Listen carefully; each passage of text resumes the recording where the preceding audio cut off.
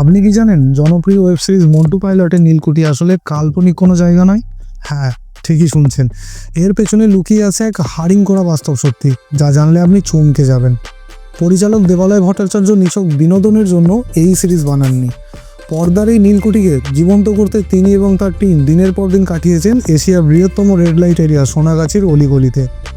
ইন্ডাস্ট্রির ভেতরের খবর অনুযায়ী সিরিজের অথেন্টিসিটি বা বিশ্বাসযোগ্যতা বজায় রাখতে টিম সরাসরি সাহায্য নিয়েছিল খোদ দুর্বার মহিলা সমন্বয় কমিটির।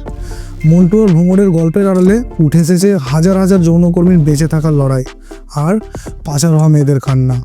পর্দায় আমরা যা দেখেছি তা নিছক চিত্রনাট্য বা মেকআপের কামাল নয়, বরং সমাজের এক অন্ধকারাচ্ছন্ন বাস্তব দলিল যা কাঁপিয়ে দিয়েছিল দর্শকদের। আপনার কি মনে হয়, মন্টু পাইলটের এই ডার্ক রিয়ালিটি কি সমাজের আসল কান্না নাকি শুধুই ড্রামা? কমেন্টে জানান। আর এরকম অজানা তথ্য জানতে সাবস্ক্রাইব করুন দা শান্তনু রিভিউকে। ধন্যবাদ।